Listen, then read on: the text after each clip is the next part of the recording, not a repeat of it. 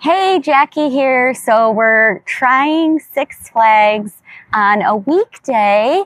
This year they're open on weekdays a little bit earlier than last year. It didn't start till mid-June and we're in the beginning of May right now. So we saw some buses on the way in, but we're going to see how it goes and give you our top tips and tricks. First things first, if you have flexibility in the date you visit, check out a crowd predictor website before you come to get an idea of which days are the least crowded. I use both isitpacked.com and qtimes.com, and while they're not always completely accurate, they're usually not that far off, so they're still useful to get a general idea of what to expect when you come. So it's looking pretty good so far. It is not too busy. A lot of the tips we're going to be giving you today are for school days, not the middle of summer vacation. We usually try to go when it's slower, but it doesn't look too bad right now. Pretty dead. Tip number 2, I would not recommend walking to the park. I have done it before, and although there is a sidewalk now, I would say it's still about a half-hour walk from the nearest hotel. It's mostly uphill, and it's pretty hot most of the year. You're going to be walking up and down plenty once you're in the park, so unless you have time to kill and want to get those extra steps in, either drive or even taking an Uber back and forth can be cheaper than the $30 parking fee. Which brings me to my next point. Consider a season pass if you're going for more than a day, because a lot of them include parking. So if you're going for 2 days for $55 a day and parking each day, that's $170. The cheapest season pass right now is only $90, so definitely something to consider. You can also get a pass now that includes Knott's Berry Farm for $150, so even if you spend 1 day at each, that could be worth it. Speaking of Knott's, let's talk a bit about what Magic Mountain is about. This is the park to come to for rides. The rides are amazing, one of the best collections, if not the best in the country, so that should be the reason you come here. The atmosphere is not as much to speak of. There's a roller coaster built over a part of the parking lot, and they left the painted parking spaces underneath, for goodness sakes. People watching here can be fun, and there are some cool views of the surrounding mountains from the rides, but this is not an especially scenic park. Know what you're coming for before you show up, and know that it's the rides. So next, let's talk about things to bring to the park. The first are pretty standard to most parks. I mentioned the amount of walking you're going to do, so bring comfortable shoes. You will have to take your shoes off on some of the rides if you're wearing sandals, so that can be annoying. Sunscreen is a good idea, even though there are plenty of shaded areas, not everywhere is. I always bring a bag. There are cubbies at most rides to store them, which obviously are not guaranteed, but I've never had anything stolen in all the years I've been coming here. All of the major rides have cubbies, other than X2 and Wonder Woman, which only have lockers. There are paid ones and free ones in Wonder Woman, so I always just use the free ones without a lock. If I remember correctly, the ones at X2 are only $1, but I never use those either. If you're tall enough, which I am not, but luckily my husband Billy is, you can put your stuff on top of the lockers there. On some of the rides, you can still keep your sunglasses or phone and put them in these handy little pouches they have on the backs of the seats. I like to take my phone on Wonder Woman since there's still a bit of a line to wait in after the locker section. I usually like to keep my sunglasses on as long as possible, but for some rides like Full Throttle, I would say you actually need them for the end of the ride where you wait in the direct sun for a couple of minutes while the next train is loading. I also like to keep them for the lift hill on Twisted Colossus and coming back as well on Wonder Woman. So bring those with you if you can. I know X2, Tatsu, Goliath, and Batman do not have the pouches. I also like to bring my little backpack for snacks and water bottles.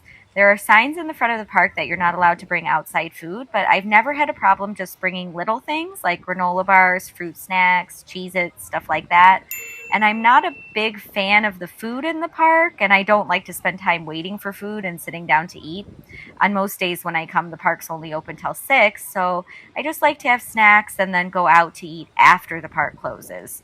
There are plenty of really good restaurants nearby, so I'd rather just save myself for those than eat in the park or just buy some small snacks here. I do usually take the time to get some caffeine at some point in the day, and there are 2 Starbucks locations. One at Plaza Cafe, which is the closest to the entrance to the left of the fountains, and Studio SF on the opposite side of the park to the right of Gold Rusher, next to the hill you can walk up to get to Ninja. And I don't think it's a Starbucks, but there's coffee inside the candy store near West Coast Racers as well. There are also alcoholic drinks now, and you can walk around the park with them. So you could grab one before getting in a line. You can get beers and seltzers at multiple locations, like the cart outside Katie's Kettle by Tatsu, Metro Park Pub across from Gold Rusher, Inside Food Etc. next to Goliath, all around the park, really. But if you want a cocktail, the only place you can get those is inside the Full Throttle Sports Bar. It has taken me a little bit of time each time I've been there, but you can get pre-mixed cocktails like Mai Tais and Long Islands, those types of drinks. And whether or not you are going to be drinking alcohol, you definitely want to stay hydrated at this park. I've been here when it's been over 100 degrees, and it's a must. You can get cups of water at any food place with a fountain, but I like to bring my own water bottle just so I don't have to wait. The drinking fountain by the bathrooms near Twisted Colossus is always one of the coldest. The one next to the bathrooms near Ninja is amazingly cold if you do go all the way up there. And if you want to wait, there is a new refreshment station near Tatsu where you can fill up your own water bottle, and it's super cold too. I also like to bring liquid IVs or other hydration packets, and have found they really perk me up in the middle of a hot day.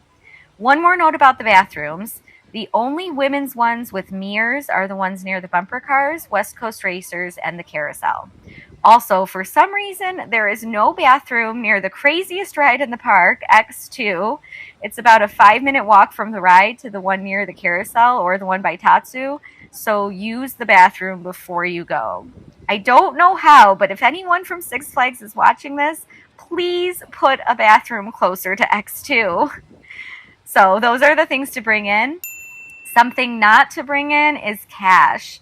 They do have these machines you can use to put cash on a card, but I'm not sure if you can get it back if you don't spend it all. So it's much easier if you have a card or your phone to just pay with that. Also, if you buy any souvenirs and don't want to carry them around all day, you can pick them up at the Looney Tunes store on your way out of the park. Okay, now let's talk about rides. So again, it's pretty dead here today, but I still like to have a plan. These are the rides that I feel like I've got to go on. Like, I'm going to be disappointed if I don't get on them. These are the ones that, like, if I have time, I'll go on them if I've already done all the ones I really want. And these are the ones that I actively will not go on. And if I didn't mention it, something like some of the flat rides, I don't care either way. I have found the app to not be very accurate in the past when it comes to wait times. It seems like it might be getting better though. This time we did have a ride breakdown, which it said on the app, but we saw it running again from a distance before the app was updated, so I wouldn't rely on it too much. Sometimes you just have to go through the lines to see what they actually are. That's where the walking comes in. I try to do all I can in one area, but it's not always possible. So I forgot to mention, we did get here a little later. It's 1 p.m. right now. Normally we don't start with this because everyone goes on it as they come in. But it's super dead right now, so let's go. I found that if there are a lot of kids in the park, like for field trips, the lines for Goliath, Batman, and Wonder Woman can be busy early, but will normally clear up as the day goes on. Twisted Colossus usually moves pretty fast because they are always running more than one train. If Goliath has a line past the stairs, I won't wait. I won't wait in the big rooms in Wonder Woman or West Coast Racers because it's super hot and can be slow moving. If X2 goes into the switchback portion of the line, that can be long if there's only one train running, although I did hear they recently brought back the second train. And it isn't always open first thing in the morning. All right, it was pretty dead today, but timing is a big thing on X2. Like, usually on a school day, it starts to get busy around 4 p.m., so we're going to try to hit it before that, go on a couple times while it's not busy right now. You can't always count on it, but if Lex Luthor's Drop of Doom is open, I like to go on that during sunset for the views. I might not wait till then if you really want to ride it, because it could close early, but if you have time later, I think that's the best time to ride. And while the rides here are amazing, some of them can beat you up if you're not prepared. Goliath is a killer on the mid-ride and ending brake runs. At the end, it brakes suddenly about 3 or 4 times in a row, so push against the seat in front of you. Same for the end of Full Throttle. You want to start bracing yourself as you come down from that last hill over the loop because it also brakes pretty suddenly.